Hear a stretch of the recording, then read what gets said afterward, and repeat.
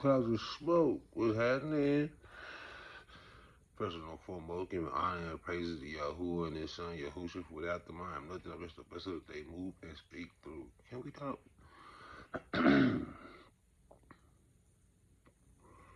Now, I'm gonna go, this conversation will be kind of deep, you know what I'm saying? But, bear with me. I always speak about the pagan order, the creator, the most high heavenly father, his son, the Messiah, man, woman, child. This is the universal pagan order set forth by the creator. So my first question is, can you afford to date? Let me talk to the men real quick. Can you afford to date? Can you afford to add a whole nother person to your life? Because as a man, if you gonna be a man, a real man, a king, then you gotta be willing, ready, excuse me, and able to take care of a household. When you decide you want a woman, you got to have the capacity to care for it, take care of, and have that woman. So again, can you afford to date? If you don't have your own car, your own house, if you don't got at least $10,000 put away in a bank account, you can't afford to date, nigga. You don't have the financial capacity to date. Finance trump romance. Why do I say that? Because the roles change. If it's 50-50, then that means y'all equal and you not the man. You might, if y'all equal, then she can be the man, or you can be the woman, or vice versa, because y'all equal. So either one of y'all can play either one's parts. That's not where you want it. If you a man, a real man, you want to be able to say, "I take care of mine." Now we take care of each other, nigga. You say we take care of each other. I got all this, and she take care of all that. I take care of the finances, nigga, and she take care of the mental stability. She my piece. You know what I'm saying? So can you afford to have a woman? If you ain't got yourself together, if you ain't got you, how can you have anybody else? You gotta get you first. You gotta make sure you straight. Then you get your team straight. Now, female, let me talk to my females real quick. I'm gonna need y'all to take y'all emotions in, man. Quit going over temporary emotions. You see a dude, he fly, you like him, you sexually attracted to him, you attracted to his appearance, his conversation is on point, you feeling him, yet he a full-time felon. On his record, one of them felons is regularly of a building. Every building, every business in America is inside of a building. If it's not a house, it's a building. Who wants this individual inside the establishment whenever their record says they're on the burglarized business? So it's hard for them to get a job. Now, once you know this, you have a choice. Do I continue to mess with this dude, knowing that he ain't got nothing? Can I accept him, knowing that it's hard for him to get money legit? Can I accept him? Do I have the capacity to love him and take care of the finances without the demasculating him, without neutering in him, without him castrating him because I'm the breadwinner? Can I do that? Can I come into a relationship and still allow him to be the man, even though he not the breadwinner? If you can't, cut that shit short, because you set yourself up for heartbreak and failure. Because it's cool right now because y'all in the honeymoon stage. Y'all just got together. Y'all cool. Y'all getting to know each other, nigga. The sex is on 1,000. It's amazing, and you lost in lust. You lost in lust. It's not love. It's lost in lust. When that lust wear off, then the bills start popping up. Then we start seeing, am I paying this? Am I paying this? He ain't doing nothing. Now it's resentment. When he asks you to do something, or he give you if he give you an order and say, I need you to do this, nigga, do what? What gives you the authority to tell me what to do? Nigga? I'm the breadwinner. Now he's feeling like he got to roar. He got to roar because that's the only way he get hurt. He got to yell. That's the way he get hurt because his finances, nigga, shit, they not where they supposed to be. So, nigga, she feel like she ain't listening because she don't need him. How that's gonna work if she don't need him? He need her, but she don't need him. The only way that's gonna work is if you are secure in your womanhood and you know I'm gonna be a woman and I'm gonna follow my man no matter what because this is what I believe in doing. And pause to my super feminists. I don't mean no disrespect. Use is special. Use is strong. Use is independent. I understand that, and I'm not knocking that. I'm talking to the women who want to be women. I'm talking to the women who don't mind having a man and letting a man be a man. I'm not talking to you new agers. Y'all have fun with that. I respect the movement. If that's what y'all on, that's what y'all on. I'm not talking to the feminists. I'm talking to the women who want to be women. There's some left out there who just want to be mothers and housewives. There's some out there who want to do that. I want to take care of the home. I want to take care of the kids, and I want you to go and take care of me. You got those out there, and I respect that because that's a woman.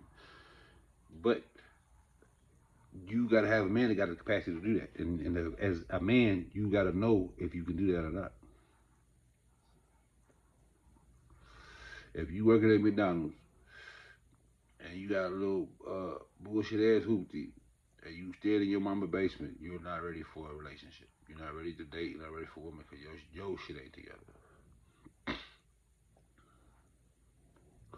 If you can't invite her to your house, then let's start there. If y'all have a couple of days, you say, I wish you come to my house for a nightcap. If you can't say that, and it be your house. If you can't sneak, if you gotta sneak her in, you're not ready. You're not ready. Calm down. Calm down. You can't afford it because the costs build up. You barely straight surviving, and now you decided you want to date this young female. Y'all going together doing y'all thug. Y'all dating. Y'all barely making it. She getting a little bread.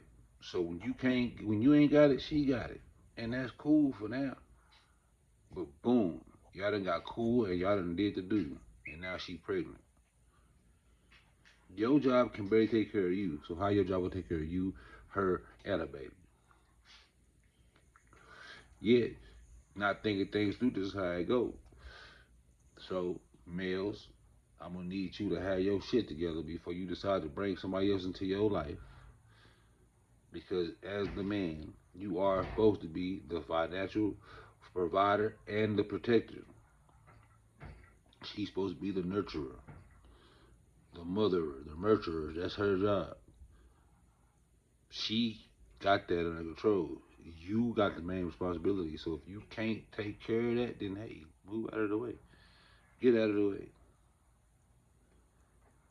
Go get you some money and then come back and try to date again. And to my females, if you cannot handle being a breadwinner, yet still allow him to be the man, the head, if you can't do that, then don't date that nigga who you know ain't got the bread you need to suffice and ain't can't get the movement because he might have situations like felonies going on. Don't don't play with that man emotions. Don't play with your own emotions because it's not gonna end well. Get yourself together before you ask somebody else to your situation. Real talk.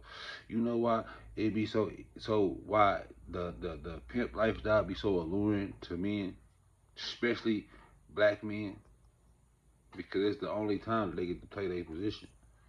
Where they can say, hey, do this, nigga, and they ain't gotta hear no back talk. Where they can say, hey, go get this, and they ain't gotta hear no back talk. No matter what they got going on, their position never changed. They the head. That's why it's so easy, bro. That's why. That's why. That's why that lifestyle is alluring.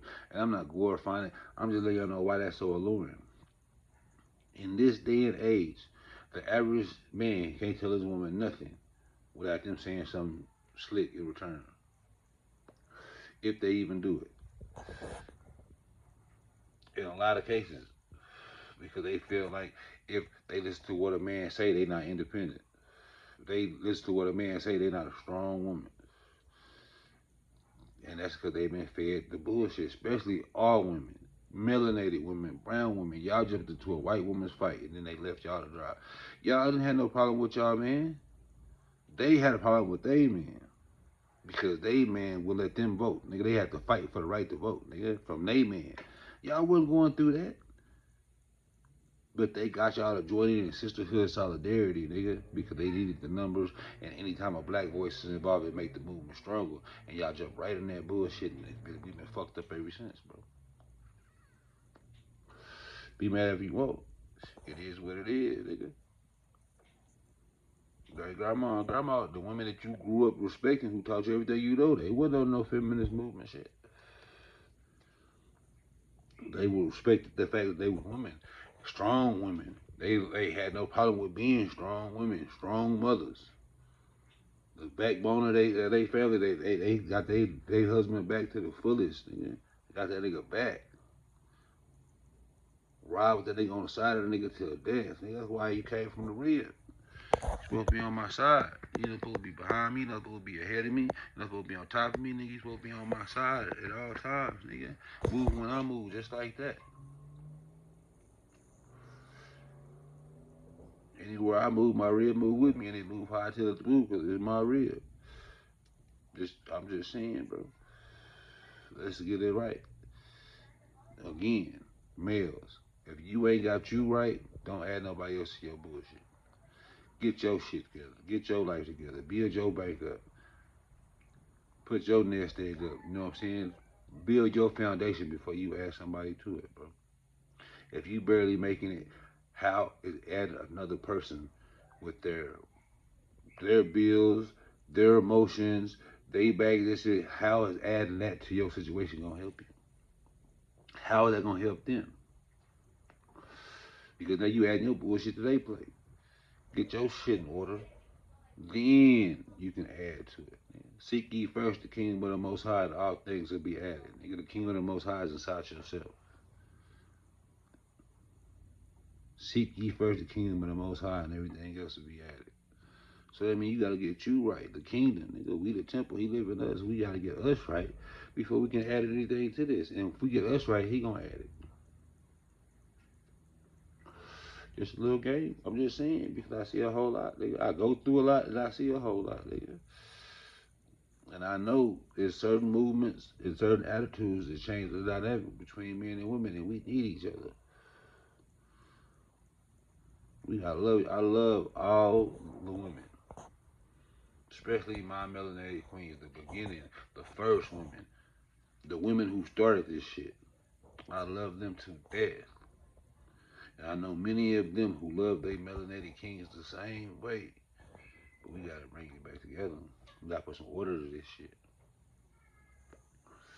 That's the only way these babies gonna learn. If they see some order. If we don't show them some order, they be more into chaos and confusion, and that's not gonna lead nowhere good. The daddies gotta be daddies, and mama gotta start being mamas. And before we get there, nigga, we gotta start being men and women, kings and empresses. And we gotta know our roles, know our positions, and play with it. Being a woman, a stand-up woman who ride with a man and follow their man, that don't make you weak. Only thing that make you weak is having a weak man to follow. Only thing that make you weak is following a weak motherfucker. Now, if you follow a weak motherfucker, you are who you follow. You that nigga, he the head of your household. If he a weak motherfucker, you a weak motherfucker. Follow a weak motherfucker. But following your man don't make you weak. It make you strong. If he's strong, you strong, and you following his lead make you stronger, and it make him stronger. Cause he know he got somebody riding with him. Being submissive don't mean goddamn being on a chain like a puppy. Nah, nigga, being submissive say you ride with me, nigga, and when I say this is what it is what it is.